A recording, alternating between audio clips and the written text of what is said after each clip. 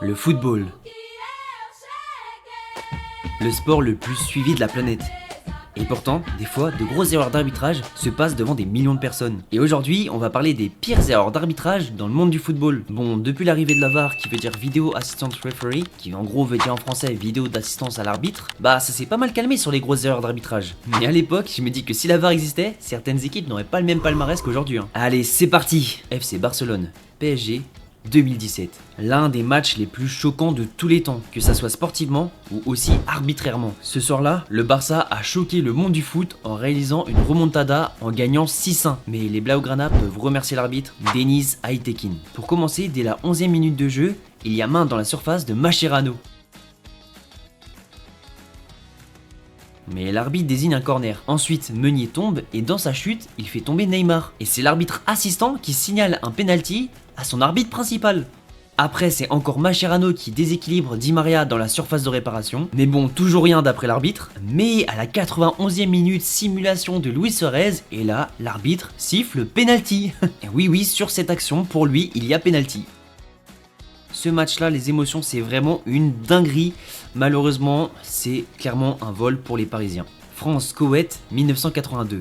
Alors là, c'est exceptionnel. Lors du mondial 1982, la France mène 3-1 contre le Koweït. Et Giresse vient de marquer le 4e but pour les Bleus. Le but est validé par l'arbitre sans problème. Mais le frère de l'émir du Koweït descend en personne sur la pelouse pour annuler le but. Il dit que les joueurs ont été déconcentrés à cause d'un coup de sifflet dans les tribunes. Bon, vous allez me dire que ça marche pas ce genre de truc. Genre, tu peux pas descendre sur la pelouse et annuler un but comme ça. Non, ça marche. Ça marche totalement, car l'arbitre sous la pression décide d'annuler le but. C'est du grand n'importe quoi, mais vous allez voir que la Coupe du Monde 1982 n'a pas dit son dernier mot avec la France. France-Allemagne, 1982. Demi-finale de Coupe du Monde, un partout entre la France et l'Allemagne, et Platini envoie Battiston seul face au gardien allemand Schumacher. Mais ce dernier va totalement changer de sport en allant découper notre Français qui sortira par la suite sur civière. Et tout ça sans prendre aucun carton jaune. Je vous laisse regarder les images pour vous rendre compte à quel point c'est une dinguerie et une honte qu'il n'ait pas pris rouge. Battiston est parfaitement lancé par une ouverture lumineuse de Michel Platini et mauvais souvenir.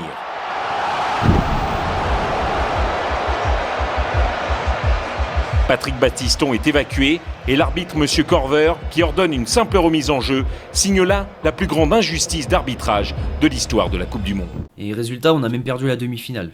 Rien qui va. Saragosse, Caen, 1992. Premier tour de la Coupe UEFA, Caen se déplace en Espagne. Et le match est arbitré par Howard King, un Gallois qui avait sûrement fait la tournée des bars avant de venir arbitrer, car d'après les joueurs, il sentait l'alcool à plein nez. Bon, dans le match, il siffle un petit peu n'importe quoi. Mais l'action la plus bizarre, ça reste un penalty complètement imaginaire. Je vous laisse regarder l'action avec les commentateurs de l'époque, Thierry Roland et Jean-Michel Larquet. Vite, ça va venir fort, attention à la tête de Dario Franco.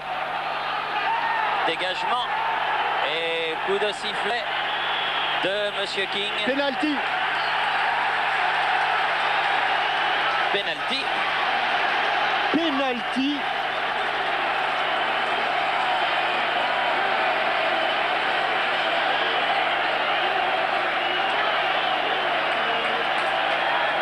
Alors regardons Yvan Le Bourgeois, le numéro 5. Ah oui, il y a quelque chose au-dessus de la tête de Benoît Coët. Il y a un geste de Benoît Coët. Il ne l'avait pas vu, l'arbitre Monsieur King, mais c'est son juge de ligne qui lui a signalé. Et non, c'est la tête, ne touche pas, c'est la tête espagnole. Il n'y a pas main. En tout cas, c'est un penalty très sévère. Et Bremeux qui est chargé de le tirer. Oh, le poteau! Le poteau droit sauve Montagnier. Justice, Thierry. Justice, oui. Car il n'y avait pas penalty, c'était la tête. Et messieurs les arbitres, il va falloir vous ressaisir, parce qu'on peut se tromper, mais c'était une erreur qui pouvait être grave de conséquences, plat du pied droit. Heureusement que le penalty tape le poteau, sinon j'aurais pété un câble si j'étais les Canets. PSV Olympique Lyonnais 2005. Alors là, ce n'est pas plusieurs fautes d'arbitrage, mais une seule.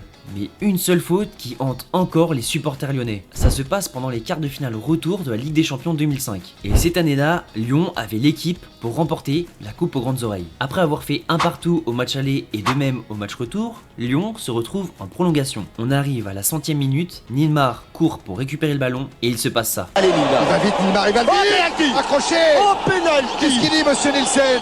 Alors pour vous, penalty sur Nilmar? Patrick Tistel, Dundee United.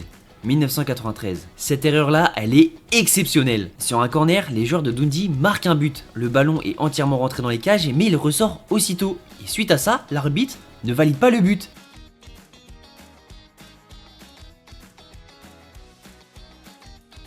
Alors déjà, très grosse erreur, mais c'est pas tout, car le joueur adverse, le numéro 6, qui a vu qu'il y avait but, décide de prendre le ballon en main. Et ça aussi, l'arbitre ne le siffle pas. Alors que si on suit sa logique qu'il n'y ait pas de but, alors il y a normalement penalty pour Dundee. Enfin bref, incompréhensible. Angleterre-Allemagne, 1966. On l'appelle le but fantôme. La Coupe du Monde 1966 se déroule en Angleterre. Et en finale, nous avons un Angleterre-Allemagne. Et comme par hasard, l'Angleterre va remporter cette finale et sa première Coupe du Monde grâce à ce but. Mest omtalte mål, omdiskuterede mål, hvor Geoff Hurst fra England banker bolden op på underkanten af overlæggeren. Var der mål? Flemming, hvad siger du? Jeg er stadigvæk i tvivl. Jeg har set det så mange gange, men jeg synes ikke engang fjernsynet er i stand til at give det rigtige billede af det. Bolden skal jo helt over stregen. Gunnar, hvad mener du? Jeg er sikker på, at der ikke var mål. Helt oplagt. Læg mærke til spillernes reaktioner. Hvis bolden havde været inde, så havde de jublet, ikke sandt, og omfavnet hinanden, men de kigger på dommerne. Très louche tout ça. Hein. Bon, après l'Allemagne aura sa vengeance en 2010 avec ce but complètement valable de Lampard, mais qui sera refusé par l'arbitre.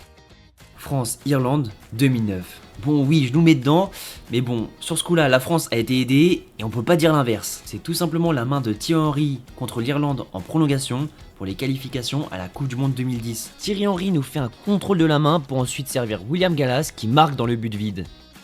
Bon, quand je vois comment s'est déroulée la Coupe du Monde 2010, je me demande si c'était pas mieux que l'arbitre siffle et qu'on perde ce match. Hein. Argentine-Angleterre, 1986. Comment parler de faute de main dans le football sans parler de la main de Dieu?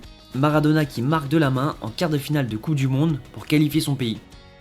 Tout simplement. Chelsea, FC Barcelone, 2009. Demi-finale retour de la Ligue des Champions 2009. Il y avait eu 0-0 à l'aller, donc Chelsea n'avait qu'à gagner à domicile pour se qualifier en finale de Ligue des Champions. Et ça commence bien avec un but sublime de Michael Essien qui ouvre le score pour les Blues. Ensuite, c'est le drame. Pour commencer, Dani Alves retient Malouda dans la surface. Bon, celle-là, c'est pas si choquante si l'arbitre Tom Henning Ovrebo ne siffle pas. Par contre, la faute d'Abidal sur Drogba dans la surface l'est un petit peu plus.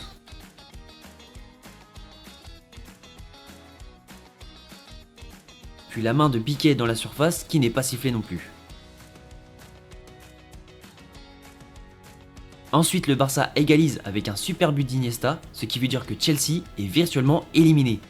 Donc sur un dernier corner, toute l'équipe monte. Et la balle revient sur Ballack qui tire et qui se fait contrer par le bras d'Eto'o. Et ça se passe juste devant les yeux de l'arbitre. Mais il ne siffle toujours pas de penalty. Ce qui donnera une séquence dingue avec Ballack qui lui courra après. Et c'est de là aussi que vient le fameux disgrace de Didier Drogba.